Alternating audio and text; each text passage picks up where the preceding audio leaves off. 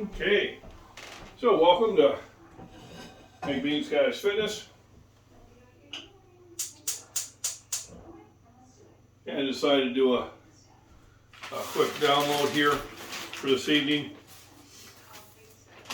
Kind of cover some things which I thought were helpful and important. So, major winter storm coming through. Started with rain. Soon going to be freezing rain, and then the snow. Hopefully that time of freezing rain is going to be very brief, because freezing rain usually follows power outages. So if you are out in the boonies like I am, you have to be self-sufficient. So the last 2 days, knowing that this weather was coming, I prepared for it. So how did I prepare? I went and made sure I had enough Fairlife milk. So I got 7.5 gallons in the fridge right now. Made sure I had enough eggs. I got 5 dozen. Bread, potatoes, water. Got a case of water there. I got other water storage. Candles for light and heat. This is something that I picked up. The Chandelier candle lantern from UCO, Seattle, Washington. Picked this up after watching an episode of The Alaska Prepper. Rudy tested this in his little bunker, which is a small area about the size of his kitchen. And this is good for about 5,000 BTUs. So in a small area like this, it can bring the kitchen up about 5 degrees easily, which is great in case we have a power outage. So some of my preps were, what if I lose power? So I brought the generator inside, let it warm up, took it back outside on the deck. I have a connected deck, got it covered. Fired it up, made sure the gas was good, made sure the oil was good, made sure it would start. About the 6th pull, fired right up. Great. So I let it run for about an hour, put some fresh gas in it, check the oil, so I'm good in case I lose power. The generator is big enough to run my furnace, my refrigerator, my freezer, and most of my lights. Don't run the TVs when I have the generator going, because the TVs need an initial startup. But what I also have is I have 3 Duracell power sources, which are call them battery backup. They can be charged either through plugging in the wall or can be charged by solar panels. I got one on the sump pump. I got one here in the living room connected to the space heater and lights, and I got one in the bedroom connected to the space heater there, and I can plug a light in there. So if I do lose power, I do have the ability to keep the sump pump running. I do have the ability to keep the house heated even before I fire up the main generator. When I do fire up the main generator, I basically shut the main breaker off. I have 2 male plugs. One plugs up to the generator, one plugs into my outlet on the outside. And like I said, it'll run my furnace. I've got about 15 gallons of gas stored for that. So out here we could lose power for 3 or 4 days. So I'm good to go. So today, we're going to have something we call kind of breakfast for dinner. So I'm going to make some bacon and egg sandwiches. Once again, I'm always using bacon from the butcher. I mean, if you just look, I can show you this. Let's look at the texture of this. It's so much better than you will get from your store brand, Oscar Mayer, Black Label, whatever it is. To be honest with you, I used that for decades. And then I stopped at Hy-Vee in Bloomington, and there was a young man there. Wish I would have got his name. But he said, "Oh, you got to try this bacon they have here." He says, "I'll ruin it for you, but you're going to thank me later." And they have some peppered bacon, and they have some bourbon bacon and maple bacon. Oh my goodness. Well, that was the last time I bought the regular store wrap stuff. It cooks out better. As I did on one of my other videos about animal fats, cooking in animal fats versus seed oils. Seed oils are not good for you. Your canola, your uh, corn oil and your peanut oil gnats. Seed oils are not good for the body because they tend to introduce the wrong type of cholesterol and not enough of it, of the right kind, which causes your liver to produce it, reduces your testosterone, and raises up your cholesterol levels. So you're actually better cooking in animal fats. I do have a non-stick pan, but I will cook the eggs, which will be the next one part of the meal here.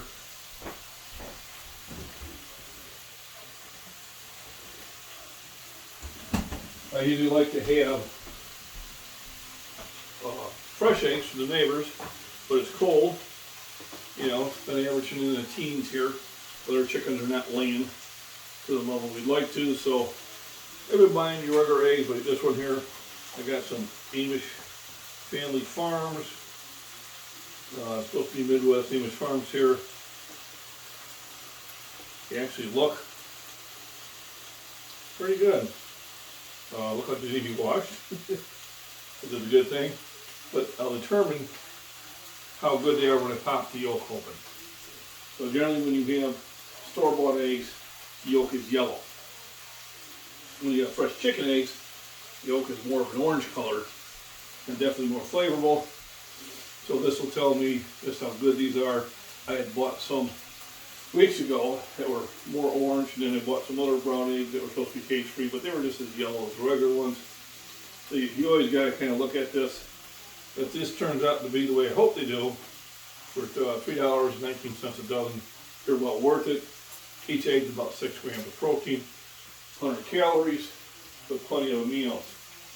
So when I'm cooking the bacon, I cook it at a medium, sometimes medium low heat. I will sit there and dry them off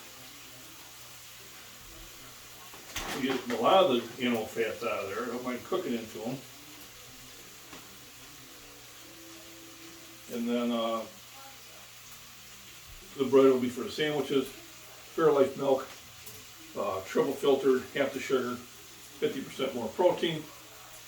Another thing, very easy if you're out in the country, need some residual heat or lights. I got tea light candles. Got 100 of these tea light candles. They can be used for warming up food. They can be used for boiling water. They can be used for providing light, and they can be used for providing secondary heat source. You know, especially when weather is supposed to get down to about maybe 15 degrees tonight. Possibility of anywhere from 9 to 14 inches of snow initially, and then possibly another 2 to 4 inches after that. High winds, it means drifting.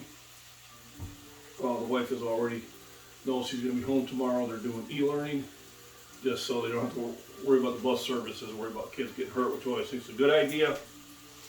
If you're always wanting to pay attention to the weather, I don't rely so much on the television anymore. Number one, we're out in the boonies, we don't really have a local station. But what I do is I have a ham radio, Bale thing, which is some snow accumulation possible. Blustery.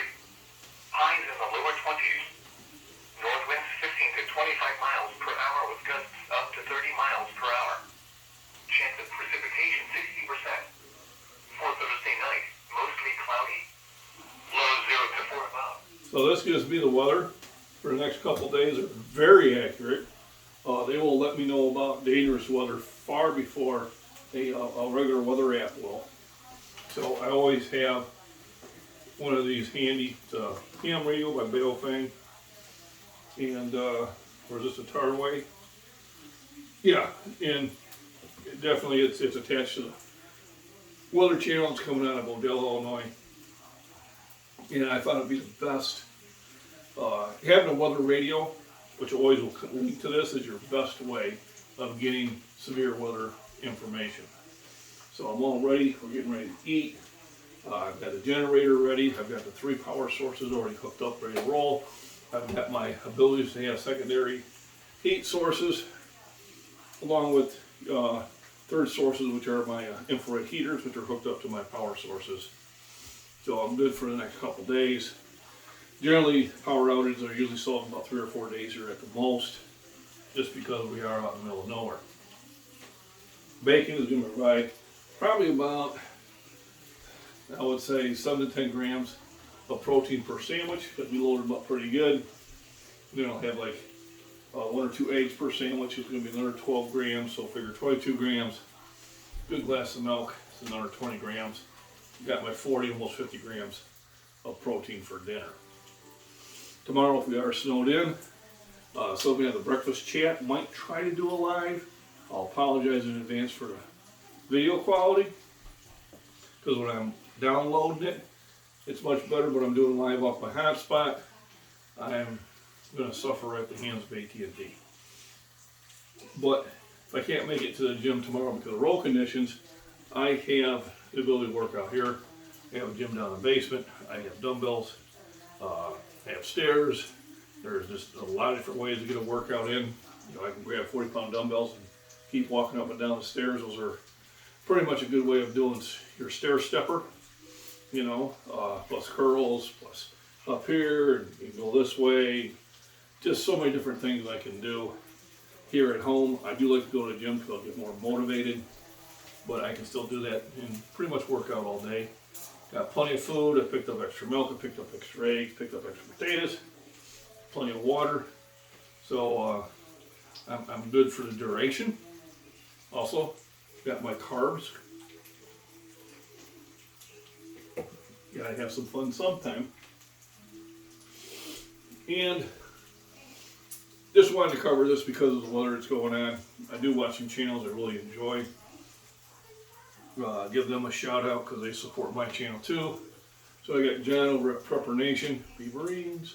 I got Rudy over at Alaskan Prepper. I got Great Man, Ed over Great Man Prepping in Florida. Some of the people there who always were out there, Jan Finland and Harvey Black and JT, Miss Worm out there in the UK, Mama Legacy, Mama Jules, and all that. Appreciate you stopping by on my channel. Mine's mostly on fitness and nutrition. I do play around a little bit of preparation, which is a good thing. And fitness and nutrition is part of a prep. You know, you got to take care of your mind, body, and soul. You know, so shout out to everybody that's been supporting me and appreciate it. And everybody have a wonderful day. I'm going to continue cooking. And hopefully sometime before midnight, this video will actually download. So, John, McBeast Guys Fitness signing out here. And appreciate you stopping in. Please like, subscribe, and share.